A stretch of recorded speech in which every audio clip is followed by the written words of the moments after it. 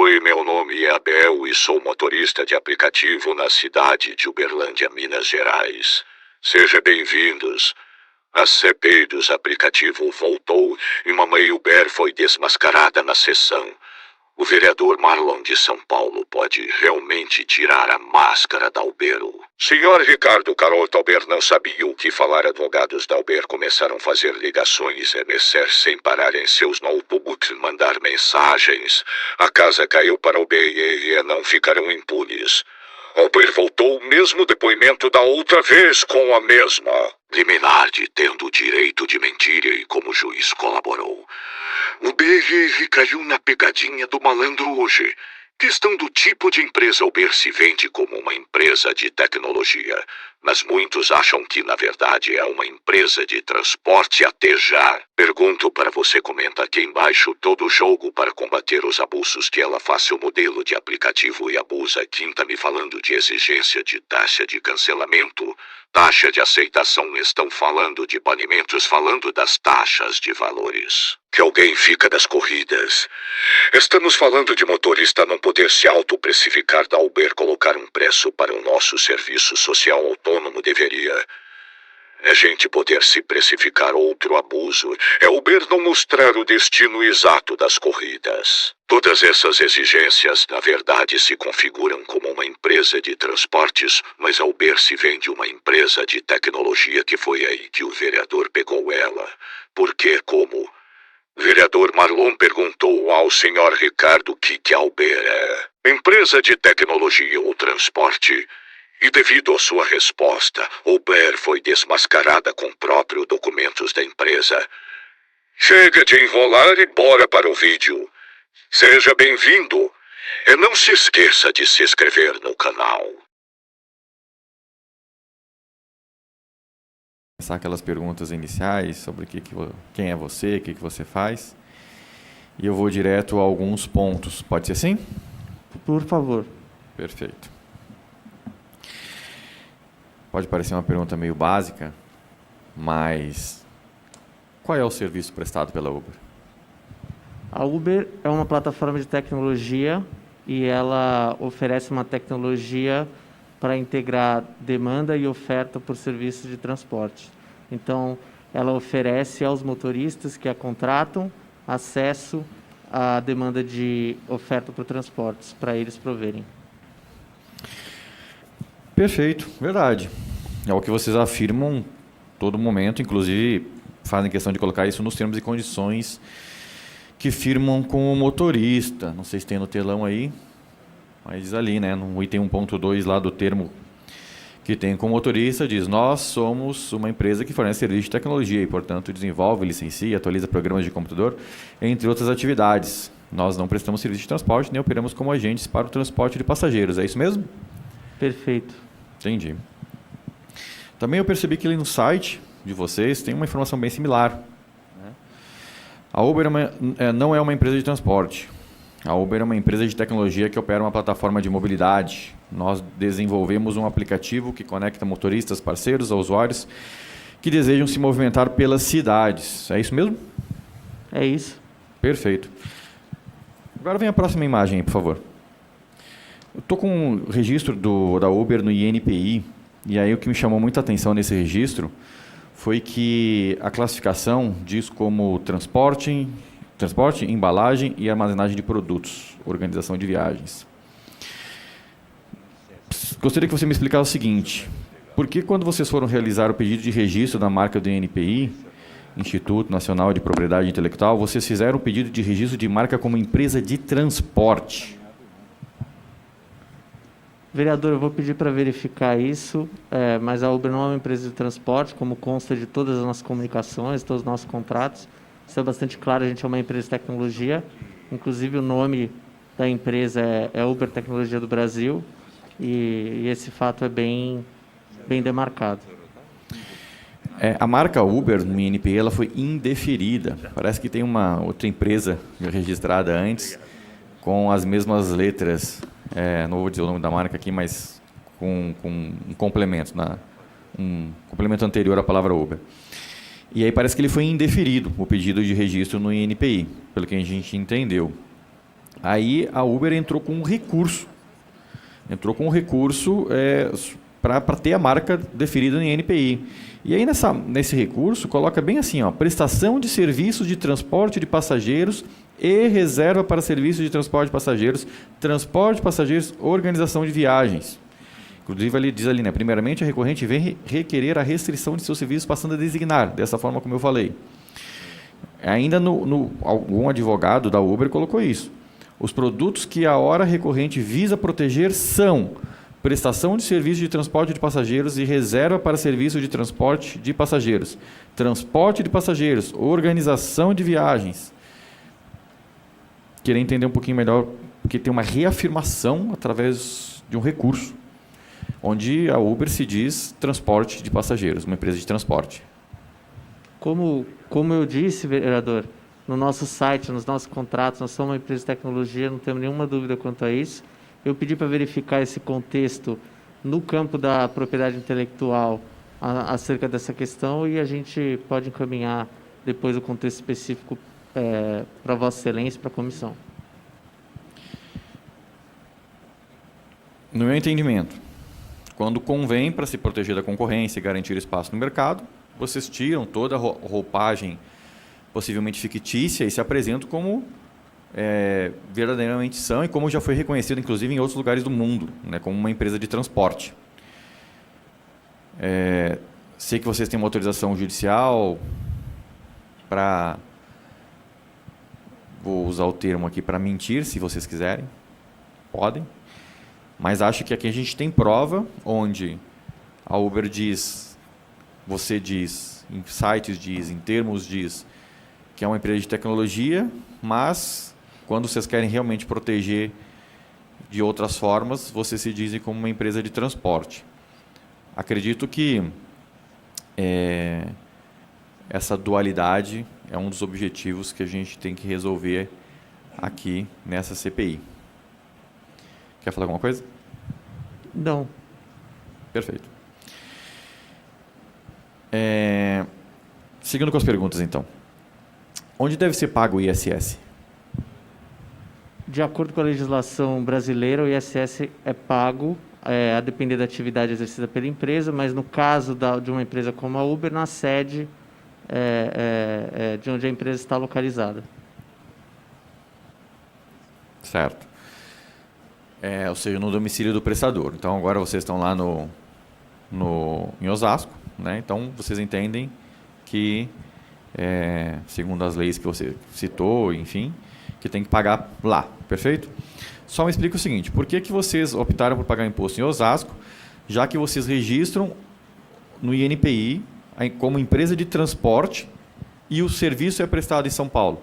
Porque se você diz que você é uma empresa de transporte e você está prestando serviço em São Paulo de transporte, então o ISS deveria ser recolhido aqui e não lá.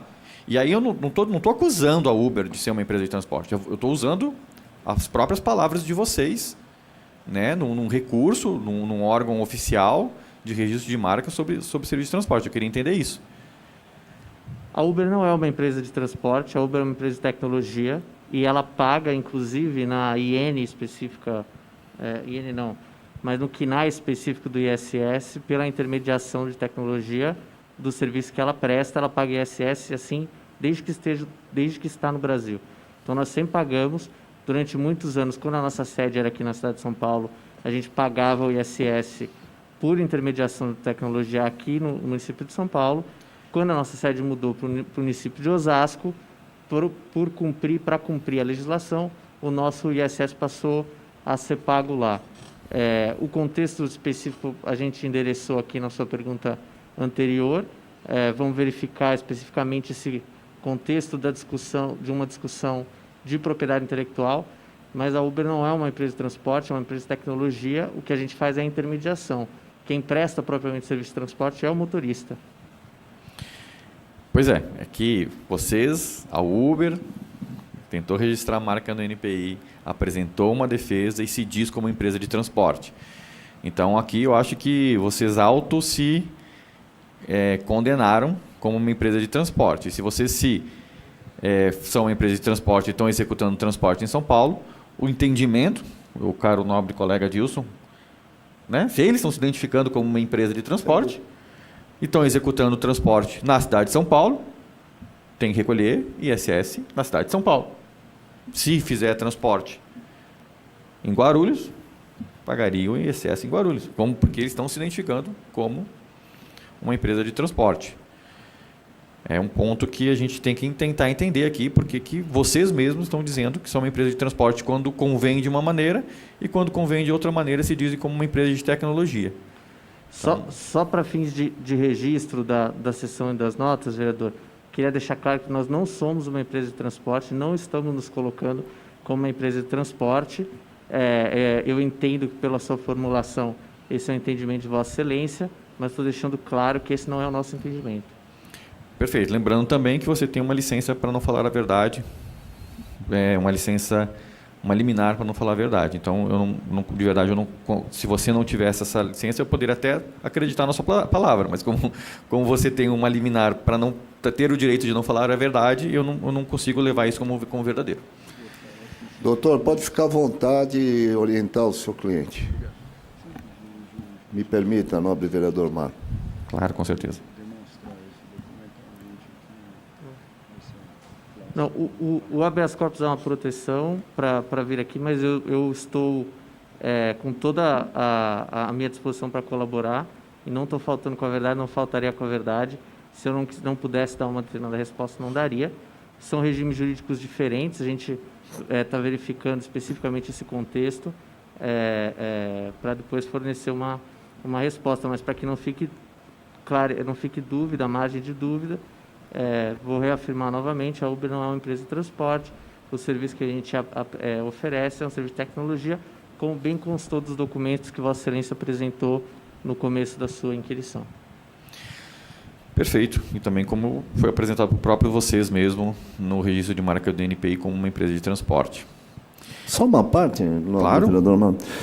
Sr. Ricardo Leite Ribeiro, é mais ou menos assim. Olha a massa, o número. Qual o número hoje de carros rodando na cidade de São Paulo? Presidente, eu acredito que eu trouxe esse número da outra vez, certo. Eu tenho ele aqui novamente. Tá. A gente tem motoristas ativos, e esse número que eu tenho é de outubro do ano passado, 155 mil no município de São Paulo. Muito bem. Então, dentro das questões aí colocadas, do nobre querido vereador Marlon, que conhece muito dessa área, muito mesmo, o uso do viário dos senhores, eu acho que é um dos maiores na América Latina que se usa, São Paulo. E aí, é empresa de tecnologia, é uma empresa, não é de transporte, enfim, usa o viário. E aí a matemática que a gente está falando, que também nada contra, os senhores têm que achar onde é melhor ter a sede, não é? Agora, os senhores foram brutais em sair para Osasco. Quantos carros em Osasco circulam hoje de aplicativo? Eu não tenho esse número aqui, vereador, mas certamente menos. Muito menor. Muito menor. Não tenho esse número aqui. Mas acredito que tenha 20 mil, 30 mil em Osasco, carros de aplicativo. Então, é mais ou menos dentro disso. Mas, nobre vereador Marlon, à vontade agora, essas perguntas. Obrigado, presidente. Vamos lá, vamos dar prosseguimento. No Código de Comunidade Uber, vocês falam sobre uma necessidade de se manter dentro de uma avaliação média mínima para que possa continuar dentro da plataforma, correto? Você acha justo que uma empresa que se diz ser uma prestadora de serviço de tecnologia exigir uma nota mínima de um autônomo? Tem que botar no telão, por favor, o parágrafo que fala sobre isso. A resolução está baixa aí, né? Mas vamos lá. Cada cidade tem uma avaliação média mínima, pois pode haver diferenças culturais na maneira que as pessoas se avaliarem. Usuários, motoristas, entregadores, parceiros e estabelecimentos que não atingirem a avaliação média mínima da cidade poderão perder no todo ou em parte o acesso à plataforma da Uber. Avisaremos caso sua avaliação esteja se aproximando desse limite e poderemos compartilhar informações úteis para que você possa melhorá-la. Então, reafirmando a pergunta. Vocês falam sobre uma necessidade de se manter dentro de uma avaliação média mínima para que se possa continuar dentro da plataforma. Você acha justo uma empresa que se diz ser uma prestadora de serviço de tecnologia exigir uma nota mínima de um autônomo? Vereador, obrigado pela pergunta. a Uber tem um código de conduta da comunidade. Ela é uma plataforma e nessa plataforma usuários ingressam, abaixam o aplicativo, têm acesso a uma oferta de serviços de transportes, motoristas podem se cadastrar em busca de uma demanda por serviço de transporte para oferecer esse serviço. E sendo uma comunidade dentro dessa plataforma, a gente tem determinados padrões e determinadas regras de comportamento dentro dessa plataforma que são observadas e constam do nosso código de comunidade. Então, determinados comportamentos que sejam abusivos podem levar à exclusão desses usuários, passageiros, ou desses motoristas da plataforma. Então, a avaliação que é feita, seja dos usuários, seja dos motoristas, são feitas pelos próprios membros dessa comunidade, não é feito pelo aplicativo. Então, são as notas que os usuários dão aos passageiros e são as notas que os que os usuários dão aos motoristas e que os motoristas dão aos usuários, que podem levar a uma situação deles saírem da plataforma. E isso vale dos dois lados.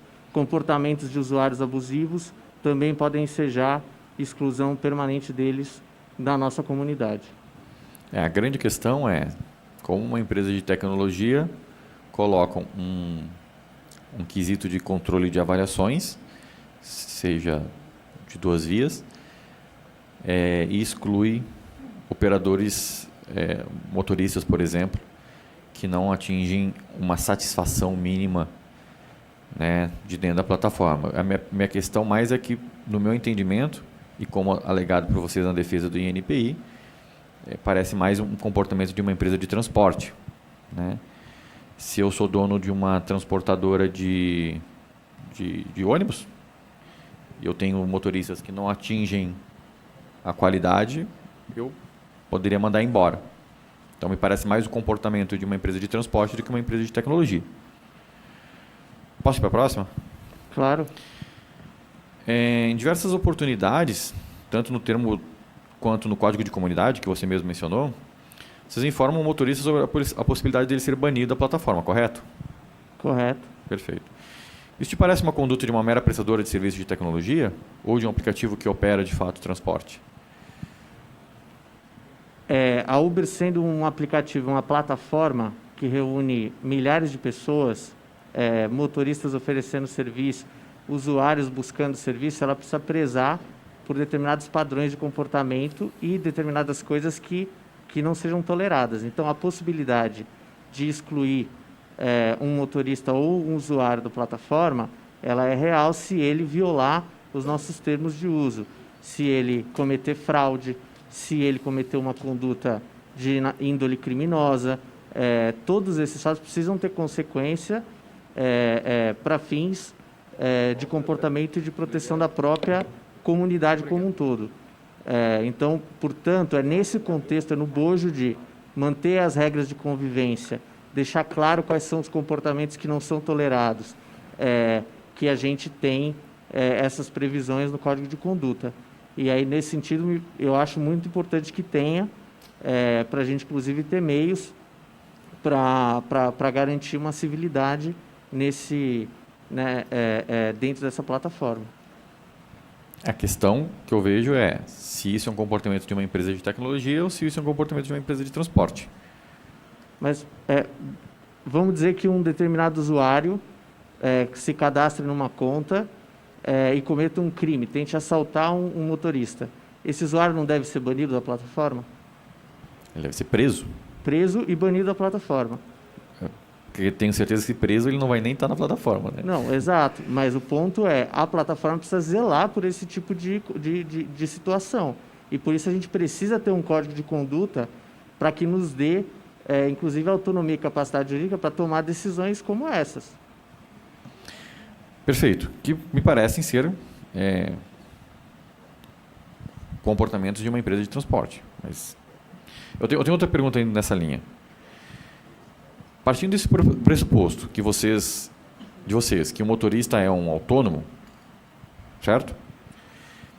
Eu entendo que ele deveria ou poderia precificar o seu preço, né? E saber, por exemplo, o destino exato de onde ele vai trabalhar. Então, tipo, meu colega Goulart, que está aqui ao meu lado hoje, prestigiando com a sua presença. Se você for, digamos que você é um pintor de parede, e eu falo, e você trabalha para mim, e eu falo, vai lá e pinta aquela parede lá naquele endereço. Ou vai lá e pinta aquela parede. Aí você vai me perguntar, onde é que eu tenho que pintar? É mais ou menos isso, né? Uma relação de empregado, uma relação de empregador e de empregado. Agora, se eu falar para você, tem uma oportunidade para você, se você fosse autônomo, eu tenho uma oportunidade para você pintar uma parede. Aí você vai me fazer perguntas ou você simplesmente vai fazer às cegas? Pode usar o microfone. Perguntar, né? Perguntar, né? Claro. Que tipo de pergunta você me faria? Onde é? O que Onde qual é? parede? Quanto você vai ganhar? Exatamente. Né? Coisa que a gente não vê nessa relação de trabalho de motorista de aplicativo. Então, a questão é, como fica isso? O motorista não sabe quanto vai ganhar, não sabe o destino exato, não pode precificar o seu serviço. Como vocês verem isso? Isso é um comportamento de uma empresa de tecnologia ou é um comportamento de uma empresa de transporte? Primeiramente, vereador, acho que o aplicativo, ao longo de todos esses anos que ele opera aqui na cidade de São Paulo e no país, ele está em constante aperfeiçoamento e essas dinâmicas têm passado por sucessivos testes e mudanças e aprimoramentos constantes. Agora, isso à parte, especificamente sobre o ponto do preço, isso há aplicativos que funcionam de formas diferentes, tem uma liberdade de modelo de negócio que os aplicativos determinam, mas a própria regulação da cidade de São Paulo deixa muito claro que é função dos aplicativos determinar o preço. Isso consta da regulação aqui da cidade, desde 2016, isso está bem específico na regulação da qual a gente tem a obrigação de cumprir.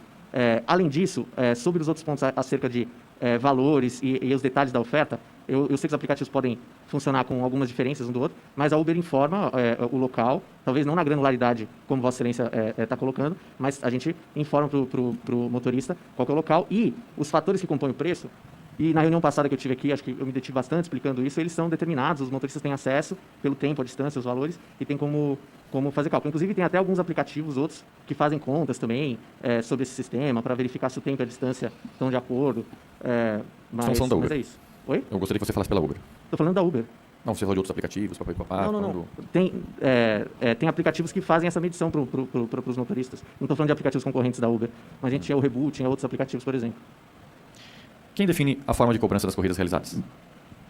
A forma de cobrança das corridas realizadas? É isso. Os usuários, se eu entendi corretamente a pergunta, os usuários definem o modelo de pagamento. Se ele vai pagar em dinheiro, se ele vai pagar por cartão de crédito. Quem define o preço das corridas, vamos colocar assim. Essa definição acaba sendo feita pelo aplicativo. E isso consta da regulação aqui da cidade de São Paulo. Ela é definida por qual aplicativo? A Uber? No caso, se a viagem for na Uber, sim. Estou perguntando para você que é da Uber, né? É por isso que você me parece estar esquivando a resposta. Né? Não, de forma alguma. A definição é feita pelo aplicativo do preço da viagem. Então a Uber define o preço da viagem. O motorista não pode escolher o preço da corrida, nem falar o preço que ele quer cobrar pela corrida. Não, tem uma previsão nos termos e condições, inclusive foi objeto de inquirição de Vossa Tem aqui Excelência. novamente, pode botar um telão. De Vossa Excelência na reunião passada, em que a linguagem que consta, ela diz o preço sugerido, mas na prática é o aplicativo que define isso. A previsão de definição consta da regulação de São Paulo e os termos e condições, inclusive, estão em constante revisão da nossa parte para ajustar essa linguagem, inclusive. Pois é, isso eu não estou entendendo muito bem. O termo diz que o motorista pode cobrar o preço da Uber é uma sugestão, mas que o preço pode ser mais alto ou mais baixo, e os motoristas e a Uber vai considerar isso como solicitação de boa-fé, mas de alguma forma, por exemplo, o passageiro sabe disso? O passageiro sabe que o motorista pode cobrar um valor diferente da corrida? O passageiro não sabe, na prática isso não é aplicado, por isso que eu estou deixando claro que o preço acaba sendo definido pela plataforma. Ok, perfeito.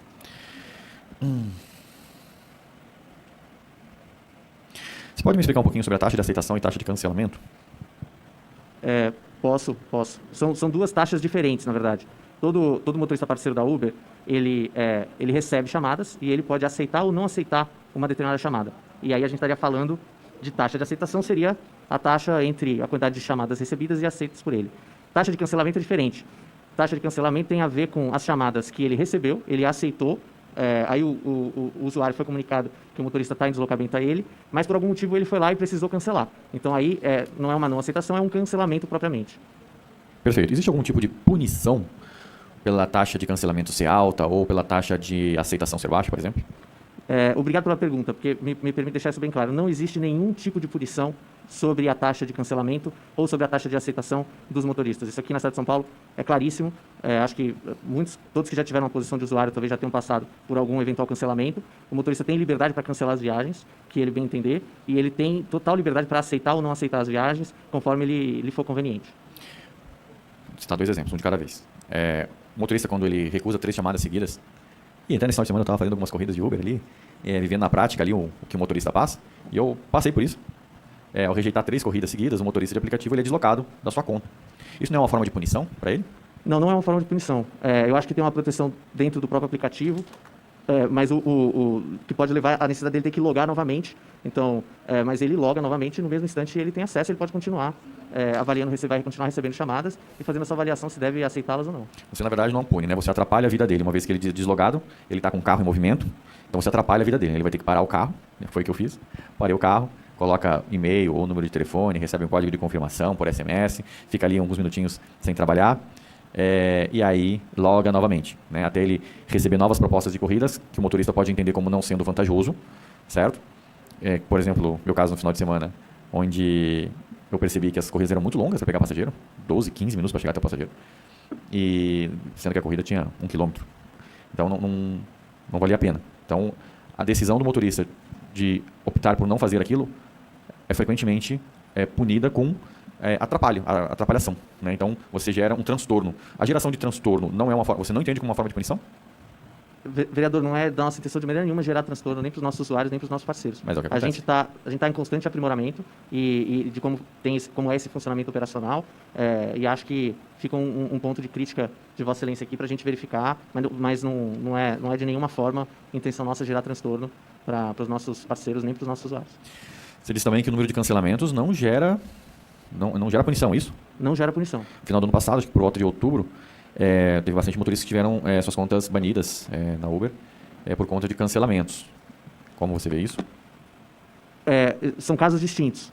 Então, como a gente falou, acho que endereçando uma pergunta anterior de Vossa Excelência, a Uber tem um código de comunidade e dentro desse código de comunidade tem um princípio geral de boa-fé de todos os membros que fazem parte dessa comunidade, sejam eles motoristas, sejam eles usuários, que significa andar de forma genuína, legítima, tomar todas as suas ações baseado num princípio de boa-fé. Determinadas condutas abusivas, em casos extremos, podem configurar abuso de uma determinada ferramenta ou uma situação fraudulenta que pode configurar um caso de banimento por não conduta conforme dentro da plataforma. Esses casos mencionados de Vossa Excelência são casos muito fora da curva. Teve uma determinada quantidade de motoristas que chegou a ser banido, mas eram motoristas que não estavam fazendo viagem. Tem até um caso que ficou famoso na mídia de um motorista que acho que ficava próximo ao Parque do Povo, que em um mês cancelou mais de 10 mil viagens. Significa que teve 10 mil usuários que ele disse que iria até a viagem e ele cancelava. Ele aceitava, cancelava, aceitava, cancelava. Determinados comportamentos, assim, fora da curva, podem configurar uma conduta de abuso. E essa conduta de abuso pode levar. Mas não há nenhuma previsão de punição sobre cancelamento. O motorista pode aceitar uma viagem e precisar cancelar, porque teve algum motivo. E tem padrões de normalidade e de naturalidade nesses comportamentos. Comportamentos muito fora dessa curva podem indicar uma conduta fraudulenta e podem indicar um abuso. E esse abuso pode levar a banimento. Já te passou pela cabeça que talvez esse motorista fazia um número excessivo de cancelamento porque ele não tinha o direito de recusar as corridas ou porque ele era punido por rejeitar 3 corridas seguidas? E aí eu faço a pergunta, quem começou com o abuso primeiro? Será o motorista não teve esse comportamento de cancelamento simplesmente porque ele era prejudicado por não ter o direito dele de rejeitar as corridas que a Uber enviava? A gente, quando fez a análise desses casos específicos, nós tratamos de casos muito fora da curva, como eu mencionei. Como esse que eu falei, de mais de 10 mil cancelamentos, que dificilmente conseguiam passar por um padrão de razoabilidade diante Você chegaram a se perguntar por que esse motorista fazia tanto cancelamento? Por que ele fazia isso? Isso. Não saberia dizer. Não saberia dizer? Eu posso te dizer. Ele estava querendo escolher uma corrida que fosse vantajosa financeiramente. A maioria E aí ele informava a plataforma que, por questão de segurança, ele estava cancelando 10 mil viagens. É porque, na verdade, ele não tinha o direito de recusar as propostas que eram enviadas para ele, entendeu? Mas ele não precisava aceitar as propostas. Se ele não aceita, ele é punido tendo que sendo deslogado da plataforma, tendo que passar por todo o perrengue de logar de novo, muitas vezes com o carro em movimento. Então, para não passar pelo perrengue de logar de novo, ele pode deixar 10 mil usuários esperando que ele vá chegar até eles e cancelar a viagem. Esse é um comportamento de boa-fé? Acho que quem não começou com a boa-fé primeiro foi o aplicativo, que não dá o direito dele, decente de autônomo, de não atrapalhar a vida dele. E eu gostaria que, na verdade, as perguntas fossem feitas para você e não para mim. Perdão. O que eu posso ver aqui, meus colegas vereadores, me corrija se eu estiver errado, mas é que existe um controle da empresa sobre os motoristas de aplicativo. Luana aí, que também defende bastante aí os trabalhadores, se puder me corrigir ou não, me diga se eu estou errado, o que te parece, gostaria de ouvir uma opinião sua. Bom, na verdade, a gente percebe que um sistema que pretende dar autonomia, mas que não dá de fato, gera falhas. Gera falhas. Eu entendo o que diz o doutor Ricardo, em termos da boa-fé, mas eu acredito que o problema anterior é que a gente tem um modelo que é vendido como autonomia, vereador Marlon, autonomia. Então, no trabalho autônomo, você, tô errada, vereadora Dilson, trabalho autônomo, se define o preço, se define o horário, se define as negociações. Mas não me parece ser um trabalho autônomo.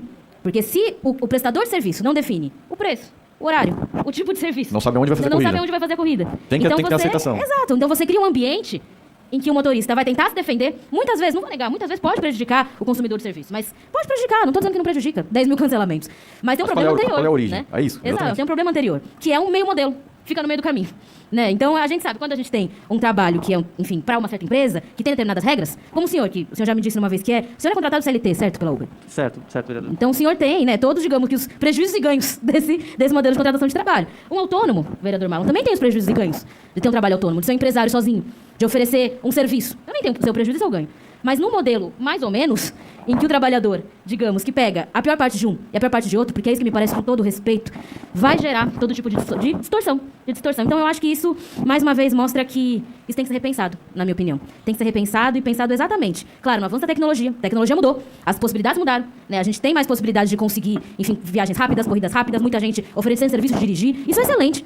Mas o que a gente sabe que tem que ser corrigido é exatamente a falta de autonomia desse profissional, inclusive os ganhos. Aliás, se me permite, vereador Marlon, na sua parte, eu sempre volto a essa pergunta, a esse questionamento. O cálculo da porcentagem. Porque isso é algo que o senhor foi motorista de Uber, eu nunca fui motorista de Uber, eu sou da área de saúde originalmente, mas é algo que me intriga demais. Então eu tenho um carro, eu vou dar uma corrida para alguém, oferecer uma corrida, aí eu vou pagar para o intermediador com o meu cliente 15% aqui num bairro, aí no outro bairro é 30%, no outro é 27%.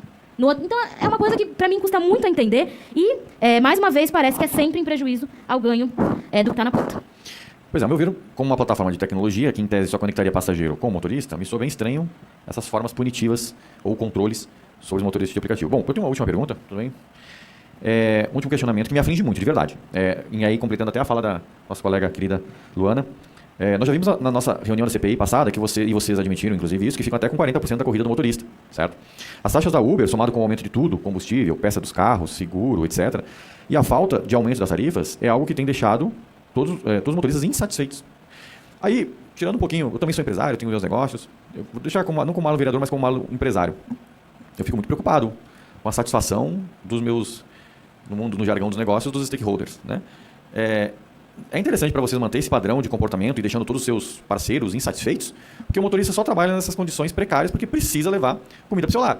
Não porque está feliz com as condições que a Uber dá. Ele está ali porque, por causa do desemprego, né, falta de opção, que, enfim, não tem opção na vida dele, encontrou um jeito que foi o aplicativo, está naquilo lá para poder levar uma renda para dentro de casa. Mas a pergunta é interessante para a Uber deixar os parceiros insatisfeitos? É uma pergunta real que assim, me aflige muito. Obrigado, vereador. Primeiro, de forma alguma é nossa intenção deixar os parceiros insatisfeitos. A gente trabalha para na verdade, buscar deixar satisfeitos as duas pontas dessa plataforma, tanto os usuários quanto os nossos parceiros. E a gente trabalha muito para melhorar e para reagir sobre todos os pontos de crítica. A plataforma está em constante aperfeiçoamento, melhorando a sua maneira de lidar e com todos esses pontos.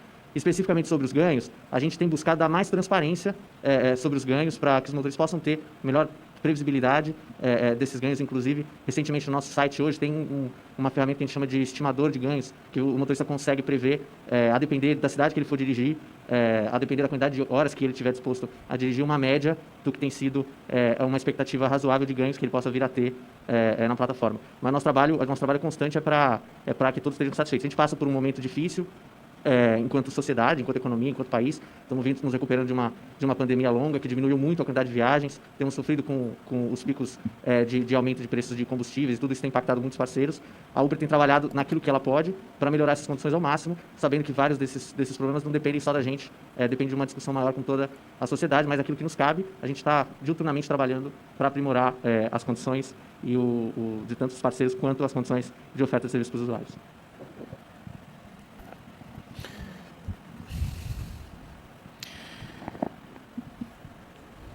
Então, É que eu pergunto isso porque eu vejo um cenário bem desproporcional. Enquanto a Uber teve um faturamento de 30,6 bilhões nos últimos 3 meses de 2021, os motoristas estão sendo sempre numa condição lamentável só para poder pagar as contas dele e às vezes nem isso. Então, eu realmente fico pensando se realmente a Uber está pensando nessas, se é a intenção da Uber deixar insatisfeito. De repente é uma intenção, não sei. Por isso que a minha pergunta é legítima, porque eu vejo tanta gente insatisfeita, eu pergunto, de repente a Uber tem a intenção de deixar insatisfeito. Ou então eles não veem que está insatisfeito. Enfim, é uma questão legítima que eu estou levantando aqui, porque eu de verdade realmente não entendo. Mas, presidente, por hora as minhas perguntas são essas, eu gostaria de passar para os meus colegas aí.